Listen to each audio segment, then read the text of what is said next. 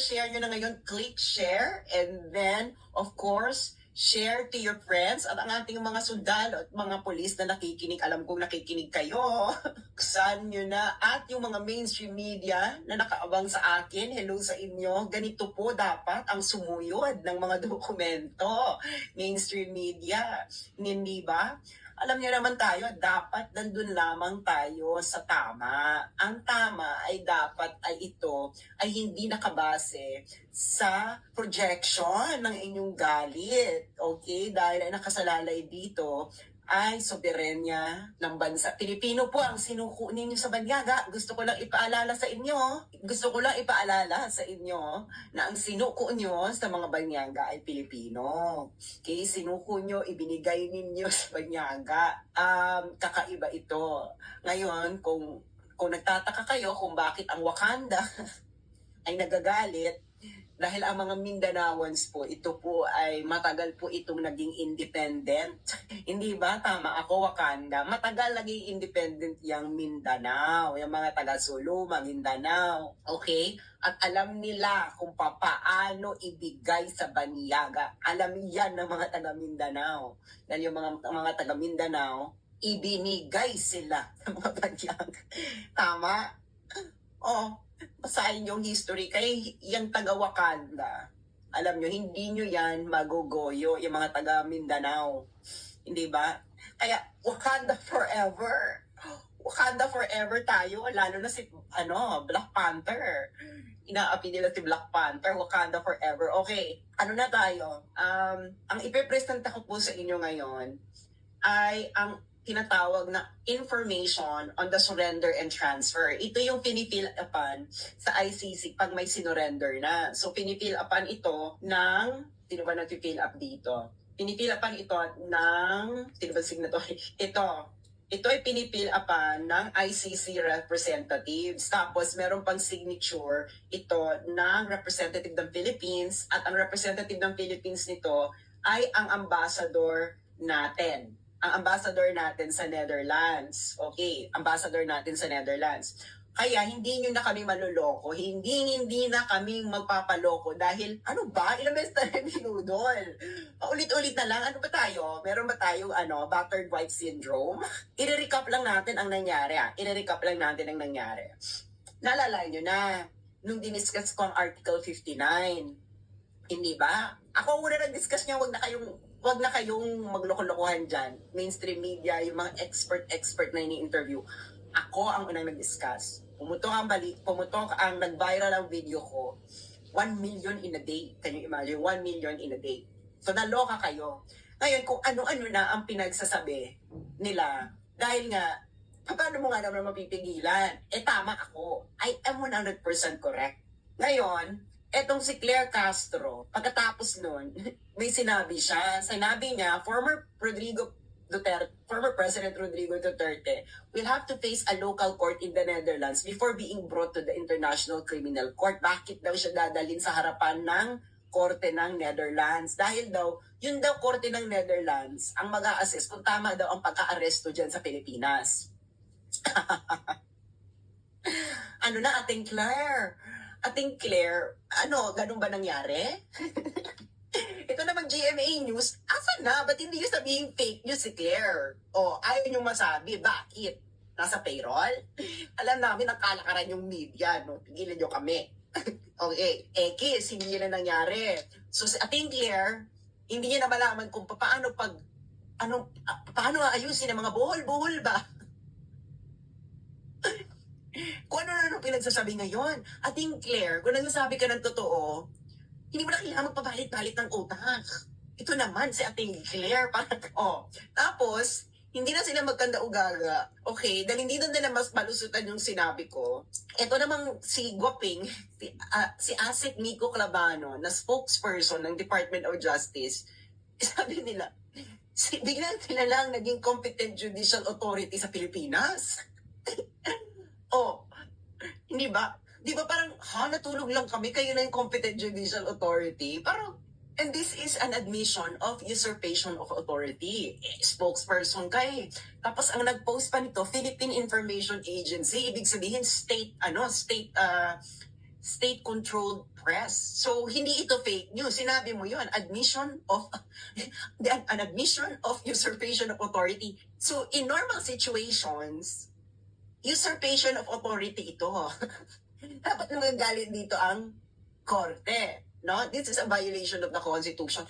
Pero dahil hindi na nga tayo normal situation, pwede ito. Di ba? Ano na tayo? Nasa bangag times. So, pag sa non-bangag times, sa sober times, kakaiba to, manuloka ang mga tao, magagalit ang korte, hindi ba? Pero dahil nga nasa bangag times tayo, parang okay lang ito, hindi ba? Okay, ano ba yung naloka sila? At saka ko ipepresent ang very fashabog na dokumento straight from The Hague, from the ICC. Okay, recap lang natin. Recap. Para inform kayo Para inform kayo mga mamshi at mga taga-Wakanda. Wakanda forever. Yung nasa taas, yung mga blue boxes, facts yan. Facts. Yung pula, ano yan? Yan yung law. Yan ang nasa Article 59 na paulit-ulit ng pinag-uusapan yung tinanong ni Karen Davila na hindi nila masagot ng tama. Okay. Kasi ano yung mga isa nilang kabangagan? Sabi, ito pa yung isa nilang kabangagan na mga binabayaran nilang mga social media influencers na nagpapakalat.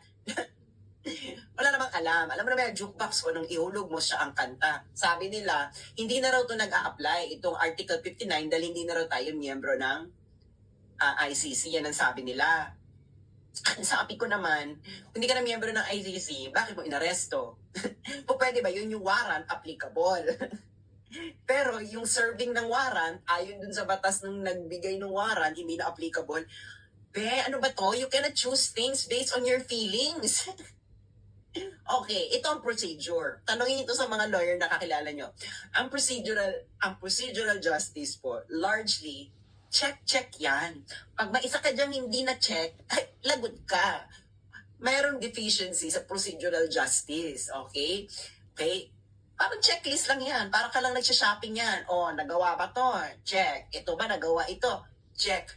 Isa lang dyan ang hindi mo nagawa. Meron ka ng flaw sa procedural justice. Okay? Yun ang first cut analysis. Of course, merong substantive. Hindi ba? Hindi po pwedeng nagawa pero hindi naman substantive yung pagkakagawa. Mali din yon. Okay? Procedural justice flaw din yon. Okay. So, ito na ang facts. Nakita nyo, napanood nyo ito. Hindi na kami pwedeng paikot-ikutin. Inaresto si Digong. Mula saan? Alam nyo, mula sa aeroplano pa lang, hindi ba? Na parang todo. After inaresto si Digong, saan siya sa dinala? Villamor Air Base. Ano ang Villamor Air Base? Military Air Base. Pagkatapos niyan, diba? Sumunod doon, isinakay sa eroplano, umalis ang eroplano ng Pilipinas. Okay. Ano ang nakasaad sa batas ng pag-aaresto ng ICC suspect?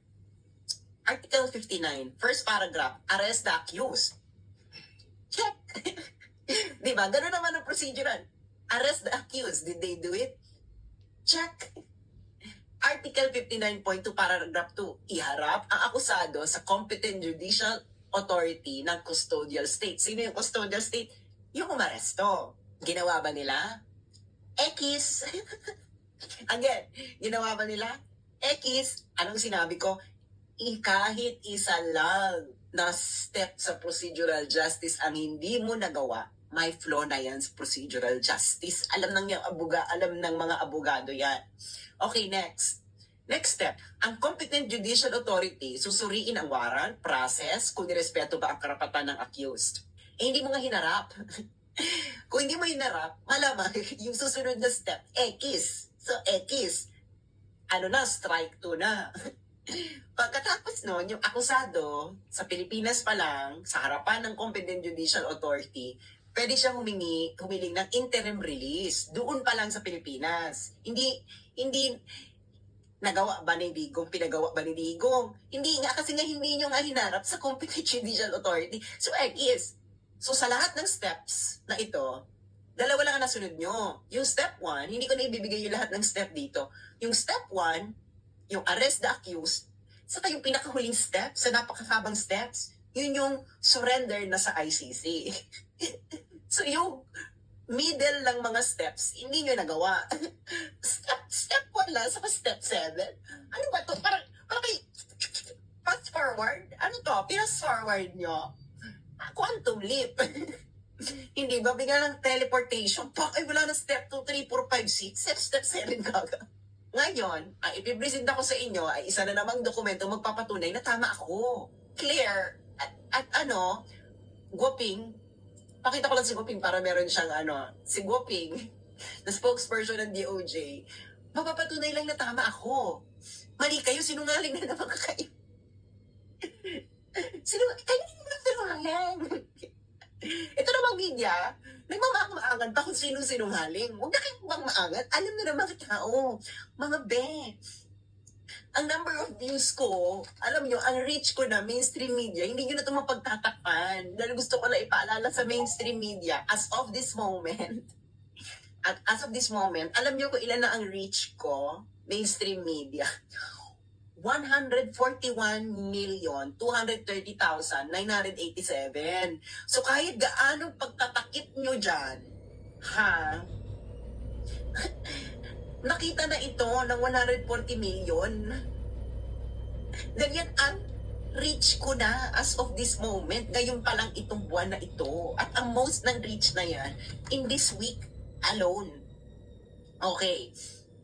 Now, eto na. Kaya i-share nyo na to. Share. Dahil lalabas na natin ang dokumento. Ang dokumentong ito ay ating nakalap sa kinauukulan. Okay. Ano ang dokumento na to? Okay. Yung mga pulis na nakikinig sa akin, kung nakipagmaang-maangan. Okay. Ano to? Ano tong papakita ko? Ang papakita ko sa inyo, palalakihin natin. Okay? Ang information on the surrender and transfer. Familiar dito ang mga pulis. Okay? May mga booking to parang booking. Alam niyo na booking, yung mga kayumangging kaligatan, di ba? Booking and arrest form, parang ganyan yan, di ba? Okay, eto na, straight from the International Criminal Court. Okay. Ngayon, so makikita mo na case number ICC 0121 situation in the Republic of the Philippines. Warrant of arrest. So ayan yung warrant of arrest. Name of the arrested person, Mr. Rodrigo Roa Duterte. Kinonfirm ni Digong nung na-arrest. So saan nangyari saan siya na-booking? Sa Rotterdam, sa Netherlands. Ang Rotterdam po, katabi lang po itong city ng The Hague. Okay. So, ang ICC representatives na nandoon, na pinipirmahan ito, ay ang head of the Judicial Cooperation Unit, Judicial Cooperation Support Section. Okay. Now, sino ang representative ng Pilipinas nang ito ay fill-upan? Ang ambassador ng Pilipinas sa Netherlands na si Ambassador Marcos Lakinalaw. Lakinalaw ba to? Lakinalaw. Ayan. Okay, ang sabi dito, ito ay to be completed prior to the surrender. Ibig sabihin, bago to dalhin mismo sa detention facility ng ICC, pipil-upan ito. Okay, ano ang mga check ba? Check. I-check, lalagyan ng check dito. Okay. Okay. Eto. Kasi importante ito. Okay? Okay. First, na dapat ma-answer ng yes or no. Quadcom. May di kayo sa yes or no, di ba? Assistance of the interpreter during the surrender procedure. Yes or no? Not applicable. Kasi marunong naman mag-English si Digong. So, not applicable. Okay. So, hindi kailangan mabigyan ng interpreter. Okay. Eto na.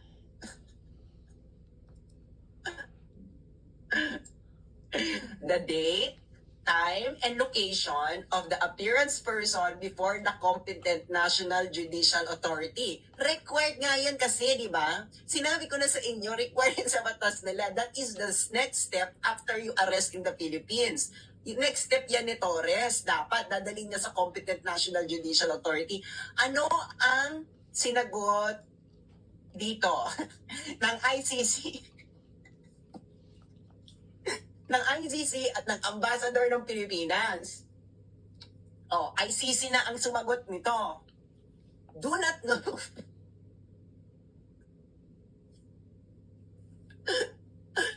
Ano mga pulis, mga sundalo? Loyal pa ba kayo sa Constitution? Sana loyal talaga kayo sa Constitution. ICC. Galing ito sa ICC. Ang ICC ang nag-fill up nito. Kangaroo court kayo.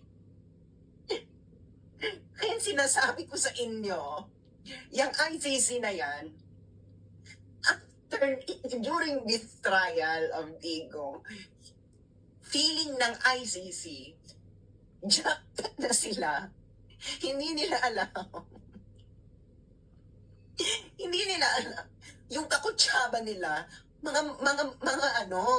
kakutsaba nila sa Pilipinas, na si Bongbong Marcos, ay budulero. Nasama sila sa budol. Ano tinatawag na karma? Nagmamadali kasi kayo ICC na magkaroon ng trial kasi sinabun kayo noong December ng Assembly of States. Ang Assembly of States po, ito yung mga member states ng ICC. Sinabun sila na wala naman kayong trials in process. Tapos agad-agad sila nag-request ng warrant. Ito naman gobyerno ni Marcos at na matanggal si Duterte sa Pilipinas, shortcut na lahat. And do you really think that this will be taken well by the majority of the people of the world? May batas kayo, hindi nyo sinunod. Ulitin ko para sa kaalaman ng lahat kung ano ang dokumentong ito. Ang dokumentong ito ay galing mismo sa ICC. Ito ang tinatawag na information on the surrender and transfer. Okay? Kasi ito yung checklist kung nasunod yung mga procedures. Ngayon, kita mo, procedural details during surrender to the court of the arrested person. Diba? Sa harap, so pipil upan to bago mo to dalhin ng detention center ng ICC. Okay. So, diba? Procedural details Sabi ko sa inyo para yan checklist. Assistance of the interpreter. Yes or no, not applicable. Kita mo makasinungalingan dito. The date, time, and location of the appearance of the arrested person. Do not know.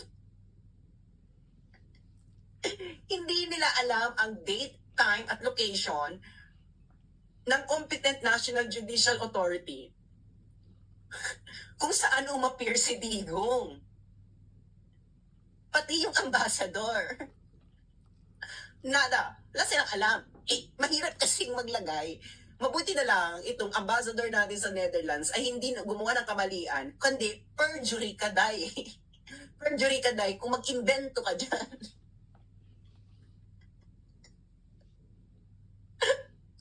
Do not know. Hindi namin alam kung nasaan. Asan ba yung competent judicial authority? Sandali lang do not know. Sana, kinonsult yun si Nico Clavano dahil sila naman daw ang competent judicial authority. Dapat sinabi ni Nico Clavano sa ambassador, spokesperson ng DOJ, na sila yung competent judicial authority. Pero mahilap nga kasi magsinungaling. Perjury ka kasi. Pero ito sinabi ni Clavano, that's already an admission of usurpation of authority. Hindi ba? Pero,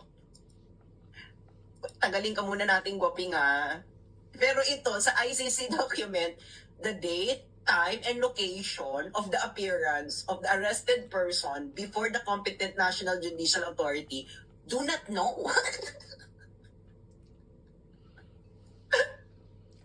ICC document po ito. Kaya, Karen, huwag na kayo magmaang-maangan. Tatanungin niyo pa na dapat atang sinurrender. Hindi dapat. Talagang kailangan mong isurrender. Ito nga ang checklist ng ICC. Gets nyo yan? Checklist, ayan na to be completed prior to the surrender. Kasi nga, yan ang procedural details. Checklist ka eh. Check, check, check. Okay. Ano ang next? Did the arrested person receive assistance of the interpreter during the national proceedings? Sabi not applicable. Of course, kasi marunong ka mag-English.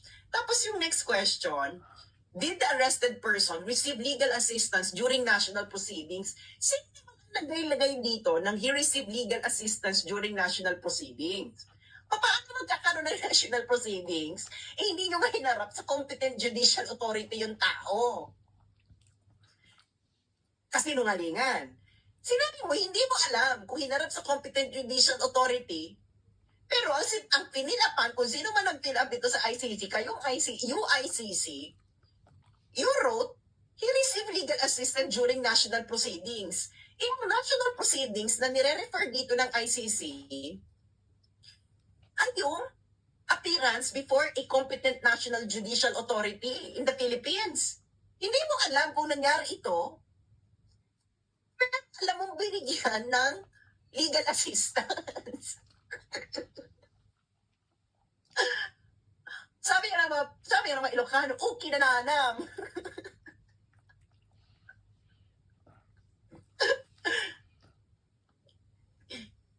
Pwede ba yun? Binigyan ng legal assistance sa national proceedings, pero hindi mo alam kung kailan, hindi mo alam na kung hinarap pa sa National Competent Judicial Authority. Napakasinungaling din na nag-fill up na ito na do not know. Hindi mo alam kung no or yes, kasi simple lang yung answer doon eh. Yes or date, time, and location. So hindi niya alam ang date.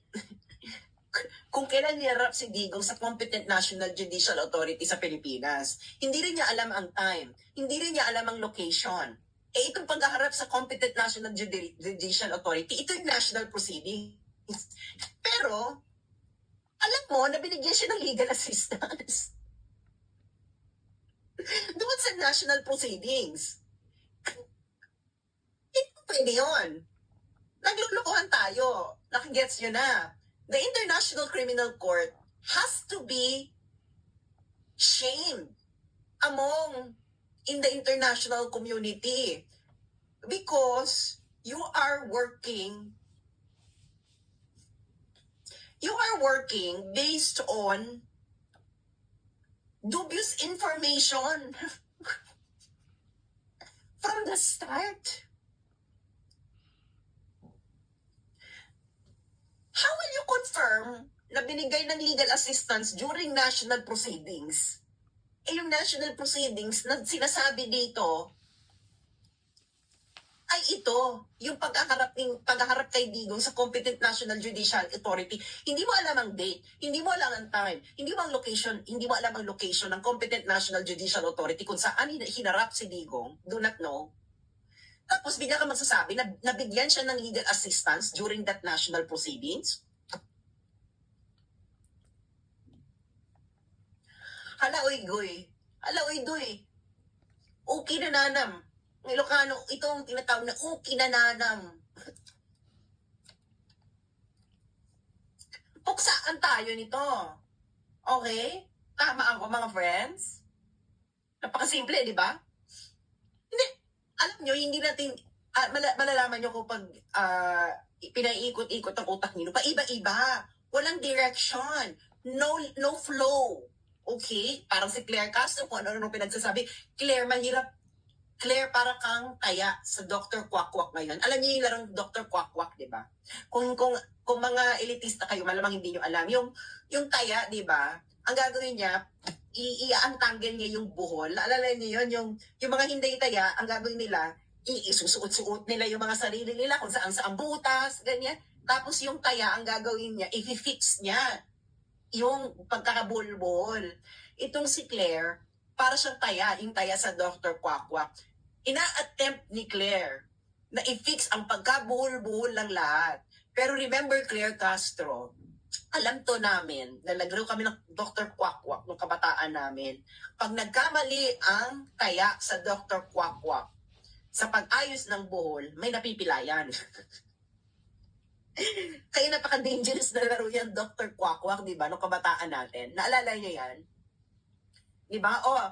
Ayun, thank you sa aking mga Ilocanong viewers. Ano to? Nalpasin apo, kinanana.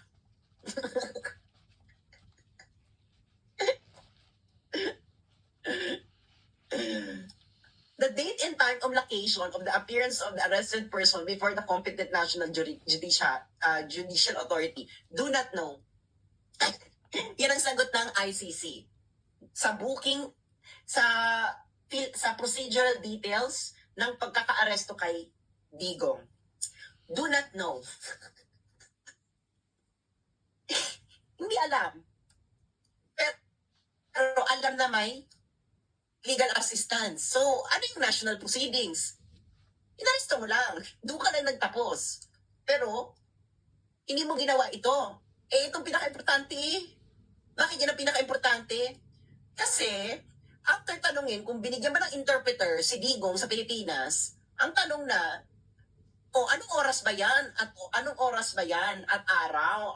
At lugar ng appearance niya sa competent National Judicial Authority sa Pilipinas. National Authority. Ano pa bang nation? Pilipinas. Kaya yung iba, si Claire, sabi niya, Netherlands daw itong competent National Judicial Authority na gagawa. Korte sa Netherlands. Ateng, nalpasan, apo, kininana. Mali ka, girl. Sinabi ko na sa iyo, Claire, idol kita sa Barda, dahil Barda kung Barda. Pero nakalimutan mo, Claire, akong nagpauso ng salitang Bardagulan. Dahil 2016, nakikipag-Bardagulan sa akin, ang mga taga-Ateneo, sinabi ko sa kanila, kung gusto niyo ng Bardagulan, kahit saan, sabihin niyo kung anong oras at saan at pupunta ako. Naloka sila sa salitang Bardagulan kasi salitang 90s yan eh. Biglang binuhay, nabuhay. So Barda kung Barda. Ngayon, Claire, hindi ka makakalagpas dito. Yung media naman, nagmamangmaangan pa. Pinapanood nyo. Napanood nyo lahat. Witness kayo. Pwede bang witness kayo? Tapos tatanungin nyo pa yung salarin kung anong ginawa? Okay. So, alam nyo na. Alam nyo na. Alam nyo na di ba sinabi ko na sa inyo, isa kong expose, na hindi totoo ang sinabi ni Bongbong Marcos na nagko-comply lang sila sa Interpol. Ang ginawa nila, sila nagbigay ng suggestion sa ICC. Si Bongbong, gobyerno niya, sila nagbigay. Sabi nila, padaanin niyo sa Interpol. Pag pinadaan niyo sa Interpol, isi-serve namin ang warrant. Yaan ang sinabi ni Bongbong Marcos. Nasa dokumento yan ng ICC. In-explain ko na yan noon, pero ipapakita ko ulit para makita nyo kung gaano ang gobyernong ito ay ang lakas mang budol. Hindi namang budol, hindi na to budol eh. Ano na talaga to? Amats na walang humpay. Hindi ba? I-close natin itong pag-uusap na to, na iisa-isahin natin itong mga lalaking walang yagballs. Bakit kamo? Wala silang yagballs? Diyos mio. Yung mga pinaggagawa ninyo, mga pinagsasabi ninyo noon, nagkaiba-iba na. Sa kaiba-iba ng pagkakasabi-sabi ninyo, nalpasan apo kinanana. Diba? Ito yung paragraph 112. Mula rin sa dokumento sa ICC. Yung nag-request ng urgent warrant, ang prosecutor ng ICC sa ICC court. Kailan nila ito ginawa? February 10. February 10, 5 araw pagkatapos ma-impeach si Sara. So talagang sinunod-sunod nyo talaga. Diba? Sila nagbigay ng suggestion. Noong January 2025, nagsuggest sila sa ICC na-execute nila ang ICC arrest warrant kung kung i-request ito ng ICC through Interpol. Kaya kayo nagbigay ng suggestion, hindi kayo nag-comply bongbong. Sinuggest nyo na sa Interpol padaanin kuning-kuning para pagdating sa in public, masasabi nyo na, ay hindi namin sinunod ang ICC, ang sinunod namin Interpol. Ulul! Ulul! Nalpasan apo o kininana. Yawa kalay.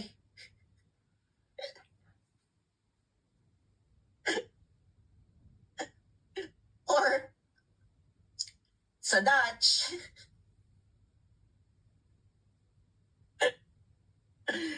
my Lord Almighty, Hotwordoma. Kung sa Dutch ito, pag nakita to ng mga Dutch, Hotwordoma. Lord Almighty, ano to? Okay. So nakita nyo na. So, tama tayo, hindi ba? Tama ako. Kaya kayo ay nangangatog-natog na. Sa sobrang tama ko, kayo, yung tama ninyo nahulasan. Yung OSG, ayaw kayo i-represent sa ginawa ninyo. Sabi ng parang kulang na lang gustong sabihin ng OSG na, bangag ba kayo?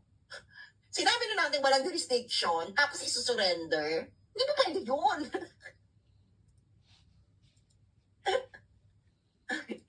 Hindi ba, Mi? I-represent ulit natin to, di ba? Galing to ICC, the date, time, and location of the appearance of the arrested person before the competent National Judicial Authority. Do not know. Pwede pala yun. Pwede pala yun. Ikukulong mo yung tao, hindi mo alam kung nasunod yung proseso. Wala na, ikulong mo na. Ay, nako. Makakapag-fundraising patuloy si Digong. Para sa kampanya ni Sara ng 2028. Diyos mio, may compensation ito.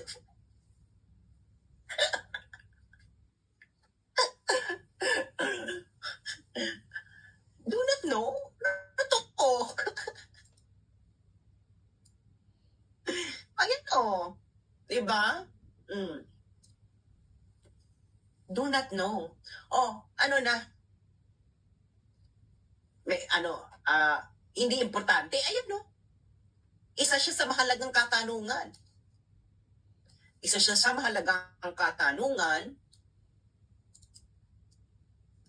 mga pinakamahalagang katanungan sa information on the surrender and transfer. Ito na yung pag nandun ka na sa pagkalapag mo ng Netherlands, ito ang pipilapan. Okay? Di ba? Anong sabi ng mga expert? Alam nyo na pinagluloko kayo ng mga kinukuha nilang expert. Yung isang law din dyan, Diyos mio, day. Hindi ko napapangalanan kung sino ka ate. Diyos mio. Lumapit sa akin mga estudyante mo nung 80th na probinsya. Namumulestya ka pala noon, mga high school students na kotoko, Lord. So palpal nyo, hindi raw importante. Importante eh. Diba? Time, date, time, and location of the appearance of the arrested person before the competent National Judicial Authority. Do not know. So alam nyo na yung mga expert ko na nangre-rebuttal sa akin, yung Kabataan Party List, ay sinungaling. Yung mga magulang dito, kausapin ninyo ang mga anak ninyo, ipamuka ninyo, kurutin ninyo sa singit ang mga anak ninyong suporta dyan sa Kabataan Party List dahil pinagluloko sila ng Kabataan Party List. Sabi ng Kabataan Party List, hindi daw ito kailangan dahil hindi na daw tayo member ng ICC. Ul nalpasan apo kininanahot bordo mayawa kayo. There you have it. Alam nyo na.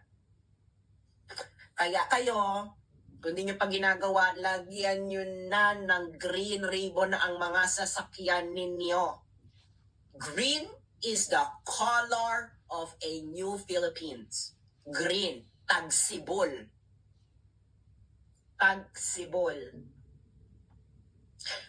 Meron bang bad word ang tausog? Gusto ko matuto ng tausog na na bad word. Na curse. May mga tausog ba ako na viewers? Turuan nyo naman ako. Gusto kong gamitin yung curse word ng mga ng giatay man kayo ng mga tagat ng mga tausog. Turuan nyo naman ako paano magmura tausog way. Meron? Okay, turuan nyo ako. Tausog. Gusto ko tausog. Gusto ko yung may feelings. Sabihin nyo lang kung ano yung giatay kudasay. Linti angani. Tama ba ang pronunciation ko? Ayoko maging Southern Luzon, ha? Saitan dupang. Waisipug. Waisipug. Tama ba? Bilat ina mo. Buto iyama. Nabugtang na. Pisting yawa.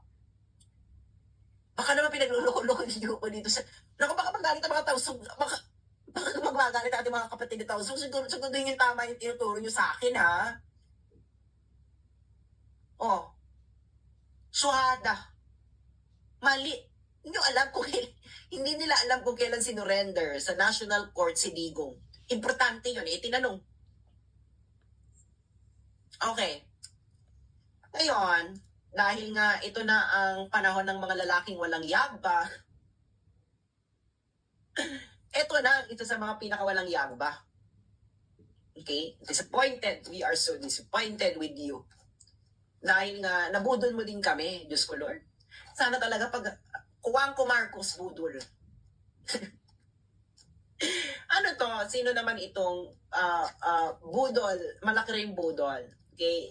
Ipe-present ko sa inyo, dahil alam niyo naman ako, kaya-kaya nating maghalungkat ng mga bagay na mahirap halungkatin. Okay. Sino itong isa na namang budolero? Isa ito sa mga proud pa si Remulla na isa itong lalaking ito sa nagplano.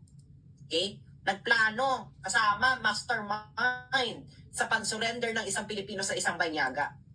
Na wala palang bayag. Bakit walang bayag? Walang prinsipyo. Oh. Noong February 20, 2022, ikaw, Gibo Teodoro, na walang yagba. Tatanungin ko yung asawa mo kung satisfied ba siya sa yagba mo dahil mukhang hindi.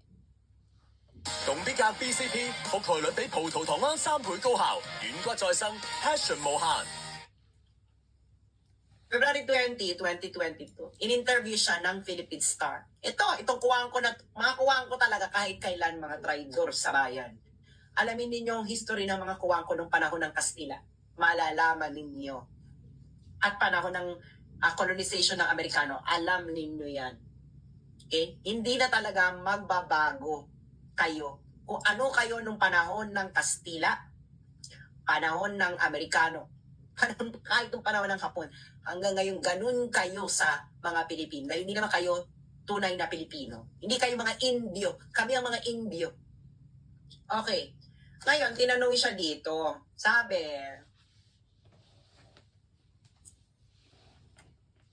Teodoro was firm on being against the Philippines resuming membership in the International Court.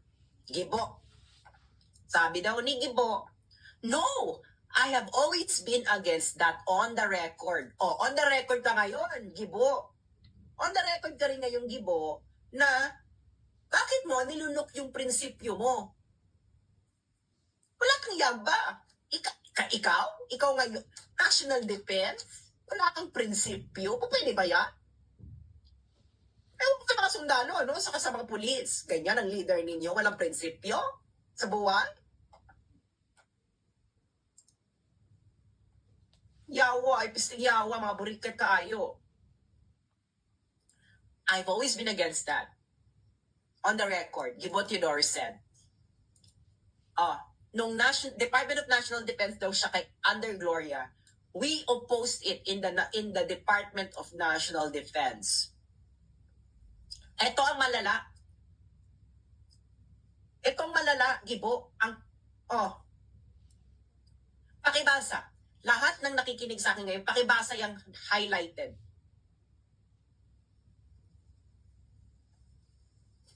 You cannot have a foreigner judging you on what is right or wrong. And even in the application of the ICC statutes, those that are strong won't ever get prosecuted. Oh, sabi ni Gibo, there were claims of British and American abuses in Afghanistan brought to the ICC. They dismiss it on the grounds that the domestic institutions for prosecutions or judging were sufficient.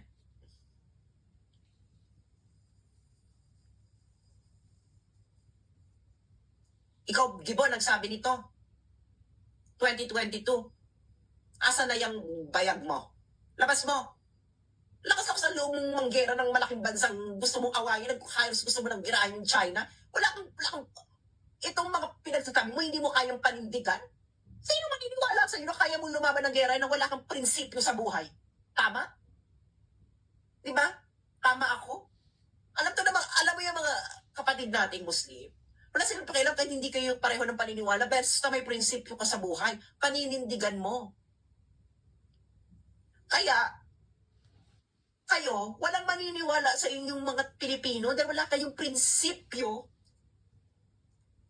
sa buhay. Palaki natin for more impact ng mga isampal ito kay Gibo.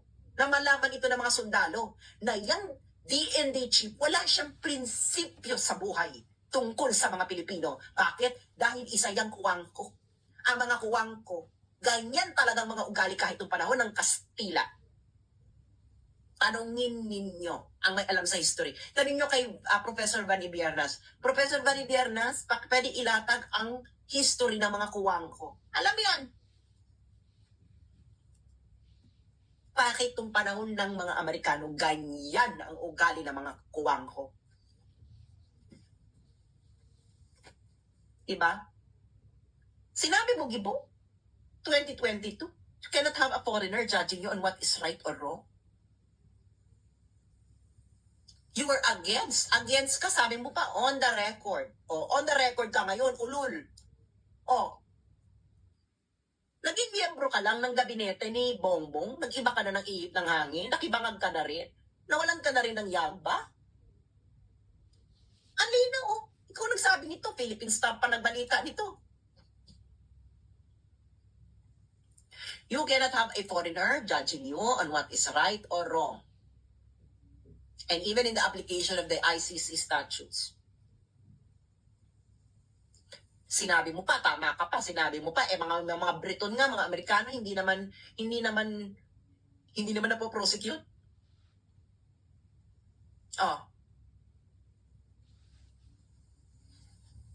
Ano ka ngayon?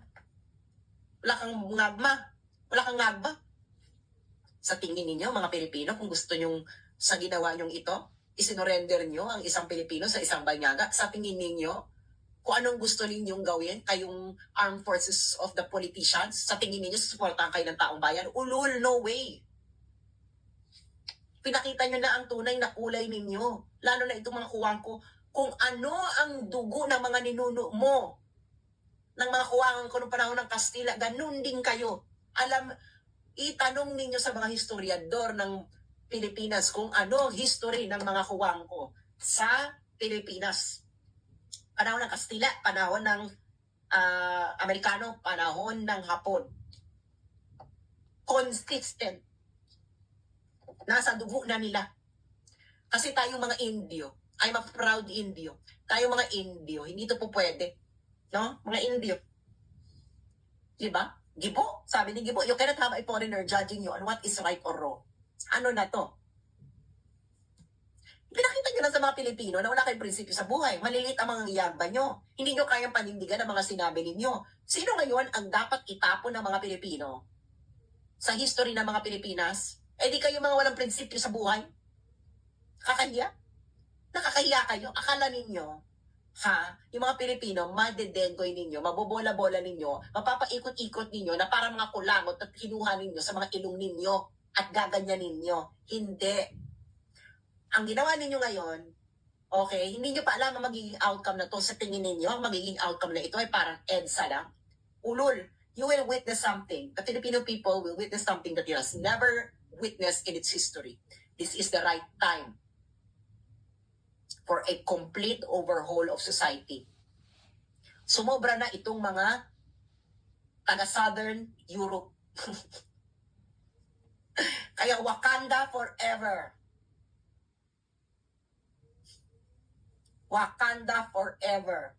Sumobra na ang kabanganggaan ng mga taga-Southern Europe. Wala nang prinsipyo sa buhay. Pwede ba to? Paulit-ulit. Wakanda forever. Diba? Wala na kayong prinsipyo. Paikot-ikot na. Kung you are not just two-faced individuals. You are individuals who have no integrity. Absolutely no integrity. You cannot have a foreigner judging you on what is right or wrong, Gibo. Sabi mo. Tapos ngayon, kasama ka pala sa platter. Very kuwang ko nga, nung panahon ng Kastila. Oh. Diba? So, alam nyo na, ng mga tao ito ay walang yagba. Kung alam ko lang na wala pala kayong yagba, dapat pala, pinapreserve ko na ang yagba ko bago ako nagtakipay at dinonate ko ngayon sa inyo. Ganoon na lang sana ang ginawa ko, dahil nakakaawa kayo, wala kayong yagba. Diba? So, sana bago ako nagpalagay ng kipay, pinapreserve ko muna sana yung yagba ko, pinalagay ko sa freezer ba. At this moment, pwede kong madonate sa inyo para magkaroon kayo ng yagba. Nakakahiya ito. Hindi lang kayo nakakahiya. Susumpa namin kayo. Sumpa kayo ng mga Pilipino. Dahil kayo ay walang prinsipyo sa buhay. Ginagamit ninyo ang mga biktima kuning-kuning para sa pansariling interes. Wala kayong pakialam sa mga biktima. Tigilan ninyo kaming mga ili-elitista. You never cared for them. Anyway, ito bang biktima pinipresenta ninyo? Mga kapos-palad ito ah.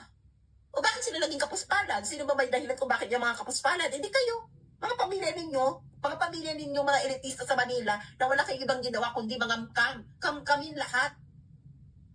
Pero ngayon, may hangganan ng lahat. Tapusin na natin ito. Tapusin na natin itong sistemang ito. Matatapos din ito. Ang sabi ko sa inyo, there will be a great reset. There will and should be. Dahil pag hindi nagkaroon ng great reset dahil dito, kawawa ang mga apo ninyo, ang next generation of Filipinos. Pag hindi nangyari ang great reset na yan, can you imagine, yung mga apo ninyo next generation, magkakaroon uli ng mga ganitong officials na pwede palang ganito, wala kang prinsipyo sa buhay, isusuko mo Pilipino sa isang banyaga. Tapos, merong isang guwaping na biglang magkiklaim na ang DOJ na ang competent judicial authority. Bex, wala ng bansa. Ang meron na lang tayo isang bangag na gobyerno na nagpapatakbo ng isang bansa na kinasusuklaman na silang lahat dahil sa sobra nilang kasinungalingan. Wakanda forever. So yun lamang po, i-share nyo na ito na malaman ng mga tao ang pambubudol ng gobyerno straight from information ng ICC ang ating pinresent, documents from the ICC. Ngayon, mainstream media, bala kayo, ako nakakuha ko ng copy, kayo hindi kayo nakakakuha ng copy, problema nyo na yan. Thank you so much. And hanggang sa muli, Wakanda. Again, Wakanda forever.